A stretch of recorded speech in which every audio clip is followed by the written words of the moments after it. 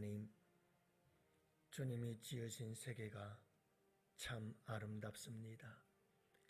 숲속이나 험한 산골짝, 또 지저귀는 새소리들, 아버지 하나님, 점점 무더위가 시작되어지는 여름에 접어들면서 봄의 그 연초록이었던 이 자연 만물이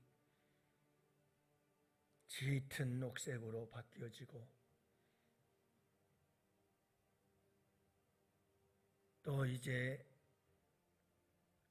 무더운 여름철 오곡백과가 무르익고 수많은 과일들이 무르익어가는 참 아름다운 이 자연의 신비로운 조화들을 발견하면서 주님이 지으신 이 세계가 얼마나 아름답고 얼마나 우리에게 큰 복인지 주님의 그 높고 위대하심을 찬양하지 않을 수가 없습니다.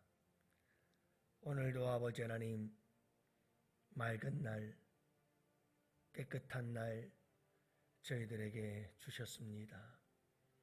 또 이 하루를 바라보면서 오늘 우리가 숨쉬고 호흡하며 자연 만물과 함께 살아가는 이 하루, 아버지 하나님 앞에 감사하며 살게 하시고 주님이 주신 이 모든 세계를 감사하며 소중히 여기며 청지기의 삶을 살아낼 수 있도록 우리 주님께서 함께 해주시고 우리의 마음을 지켜 주옵소서.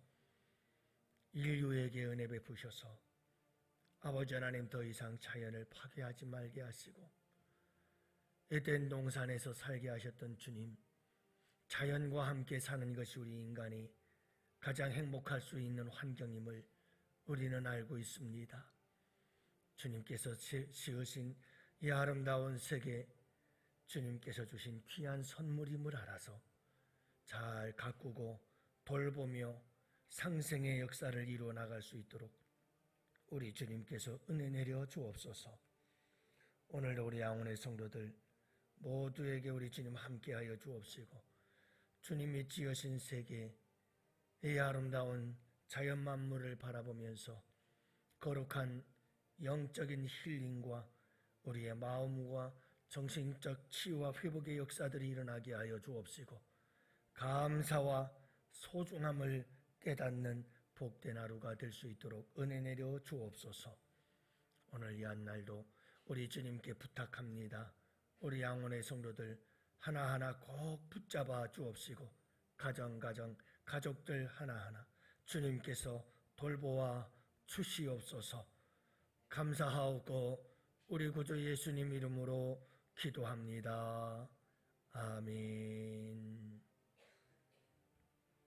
우리 하나님 말씀 함께 봅니다. 잠언서 12장 10절 말씀을 함께 보십니다.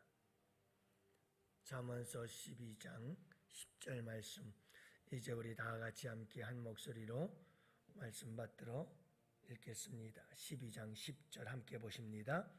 의인은 자기의 가축의 생명을 돌아보나 악인의 국률은 잔인이니라.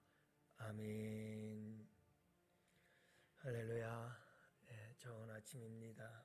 오늘도 우리 주님과 함께 동행하시는 복된 하루 되시기를 축복합니다. 여러분, 우리나라 이 반려동물 인구가 1,500만 명이라고 하니까 엄청난 거죠. 2027년도에는 자그마치 이 반려동물 시장 규모가 6조 원에 달할 것이다 라고 이야기를 하니까 앞으로 반려동물에 관련된 산업들이 엄청나게 많이 발전이 되어지고 또 이것저것 많이 생겨날 것이다 이렇게 예상이 되어집니다. 이 반려동물로 인해서 생겨난 신조어들도 참 많아요. 그래서 펫팸족이라고 그러죠. 이 말은 마음으로 낳은 자식이다 라고 하는 뜻이고요. 또 펫미족 반려동물이라고 하는 말도 있는데, 이 말은 반려동물을 자기 자신처럼 아낀다라고 하는 뜻이에요. 그만큼 반려동물을 소중히 여기는 사람들을 일컫는 말이죠. 여러분, 한국농촌경제연구원에 따르면 이 펫테크라고 하는 신조어도 생겨났는데, 이 말은 반려동물에 관련된 그런 기술들에 이야기하고 있는데, 신기술들이죠.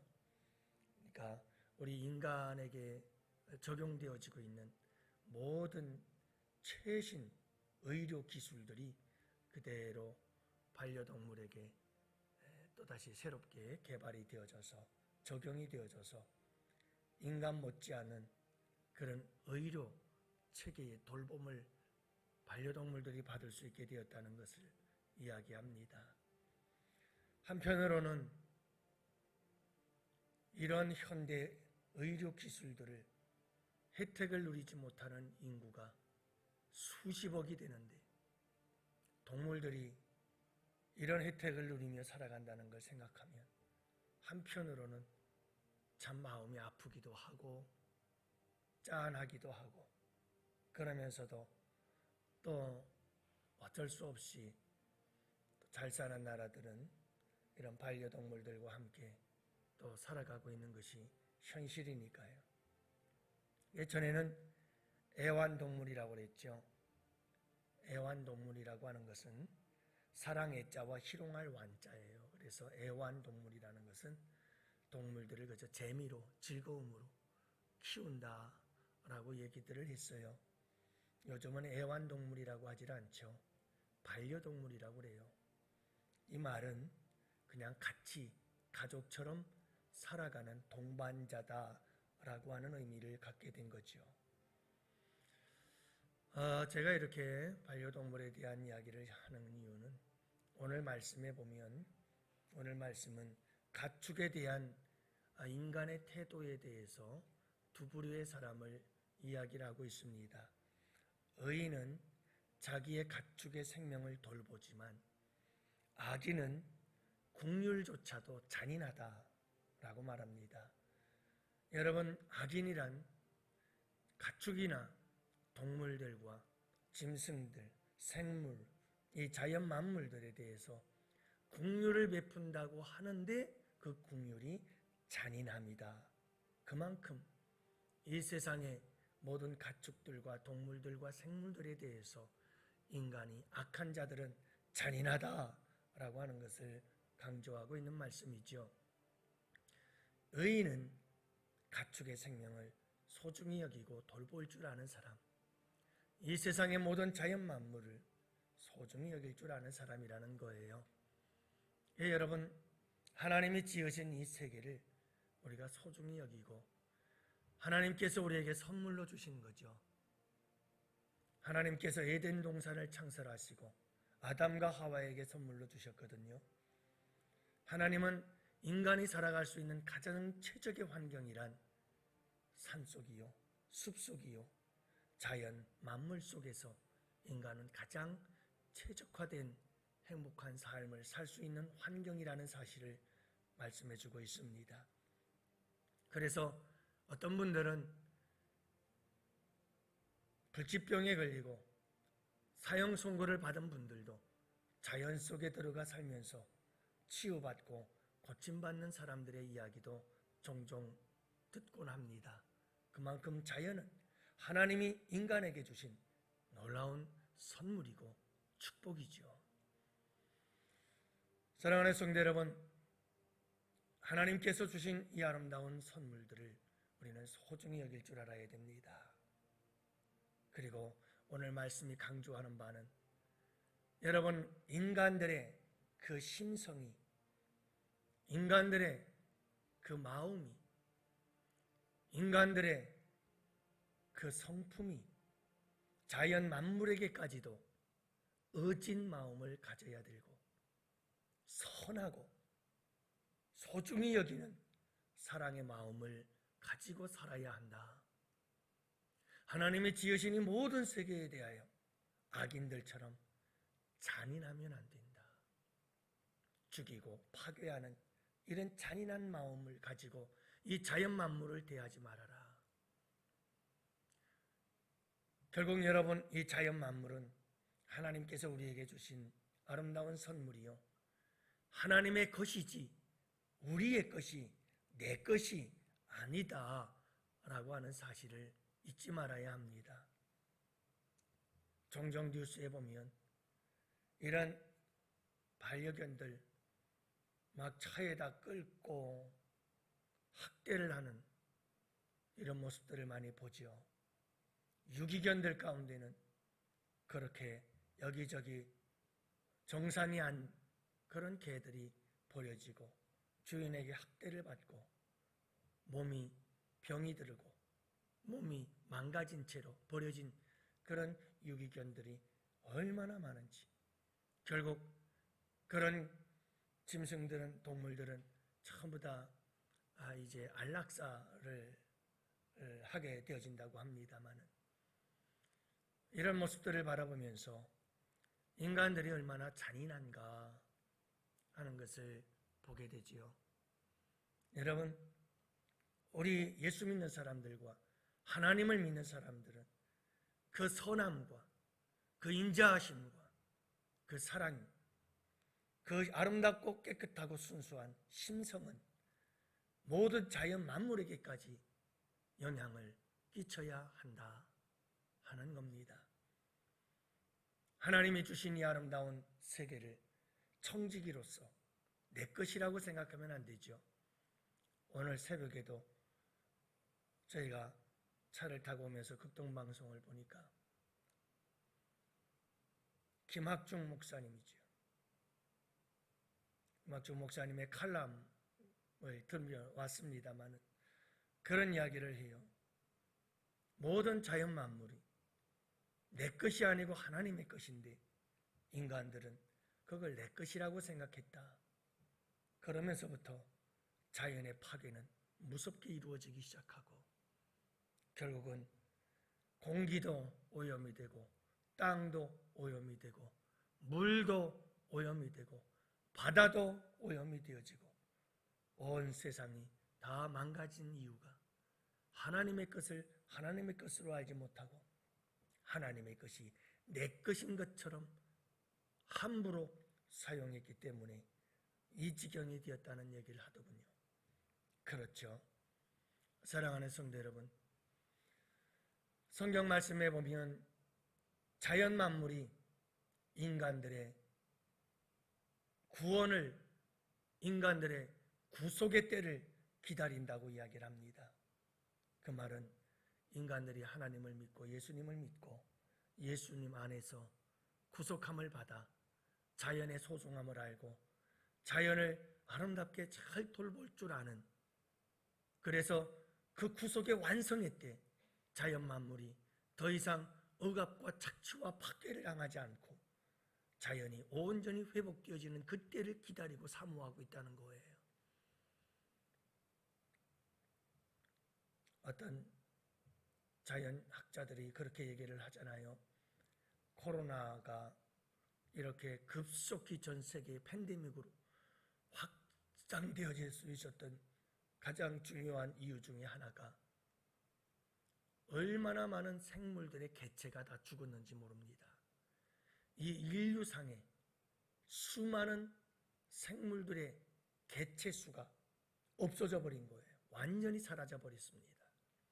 지금도 하루에 몇 종씩 하나님께서 창조시에 종류대로 지으셨더라. 종류대로 지으셨더라.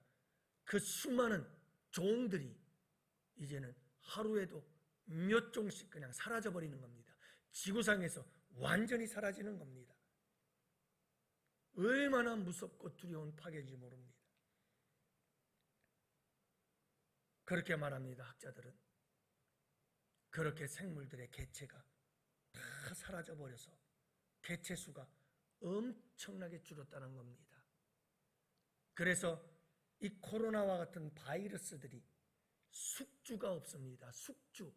다시 말하면 코로나 바이러스와 같은 이 바이러스들이 생겨나면 이 바이러스들이 같이 붙어서 살아야 할 생물들이 많아야 이 바이러스들이 그 생물들 속에 붙어서 살아갈 수가 있게 되어지는데, 생물의 개체수가 줄어들어 버리다 보니까 바이러스들이 생겨나면 바이러스가 살아갈 수 있는 숙주가 없는 겁니다. 그래서 인간에게 달라붙어서 인간을 통해서 급속하게 확장이 되어버리는 거예요. 개체수가 줄면 줄수록 새로운 바이러스와 질병들은 가서 살 곳이 없어집니다.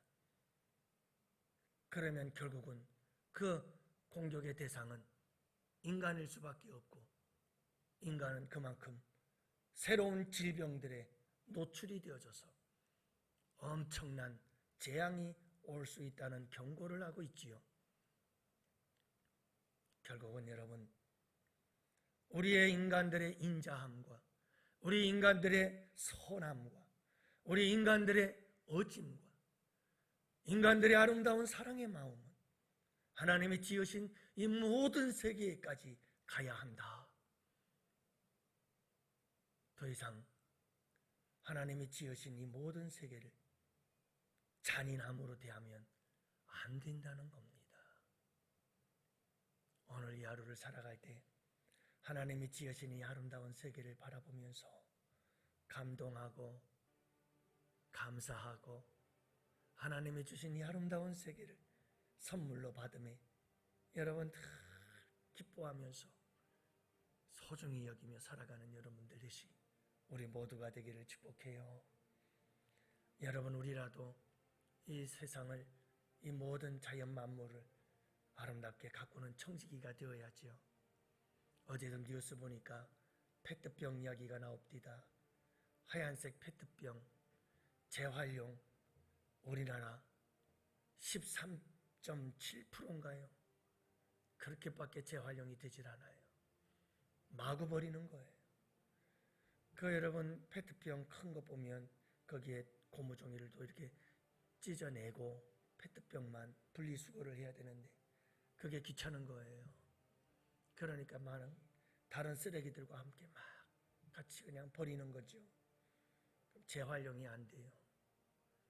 여러분, 큰 바다 생물들 뱃속을 갈라보니까 페트병, 비닐이가 다 뱃속에 들어가서 다 죽잖아요. 그 죽음의 고통이 인간들에게 다 돌아와요. 그걸 모르는 거죠. 지금 당장만 보는 거예요.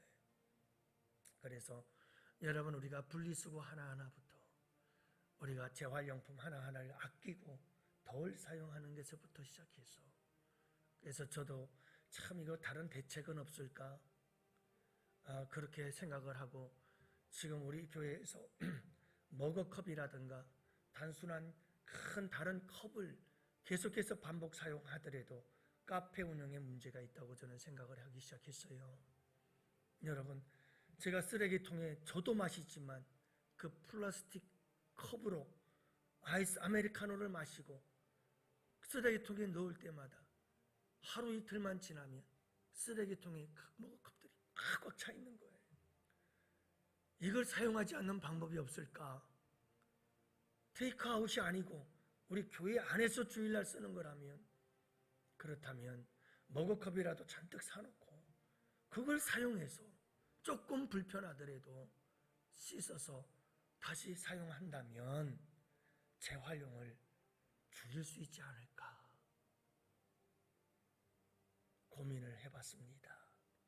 사랑하는 성도 여러분, 이제 우리는 하나님이 주신 이 아름다운 자연을, 이 아름다운 세계를 소중히 여겨야 합니다. 오늘 이 하루도 호흡하며 하늘을 한번 바라보시고, 또 여러분 주변의 아름다운 자연들을 바라보면서 주님이 주신 이 아름답고 소중한 선물을 여러분 소중하게 받고 잘 사용하고 돌볼 줄 아는 우리 양원의 성도들 꼭 되시기를 주님의 이름으로 축복합니다. 오늘도 우리 주님이 주신 이 아름다운 세계를 감사하며 살아가게 해달라고 기도하는 이 하루가 되기를 바라고, 내일 우리 양원교회 전도팀들이 전도축제를 시작합니다. 여러분 꼭 위에서 기도해 주시기를 바라고요. 오늘 이 하루도 우리 주님과 함께하는 복된 하루가 되기를 위해 우리 다 같이 함께 두 손 들고 주여 삼창 부르짖으며 기도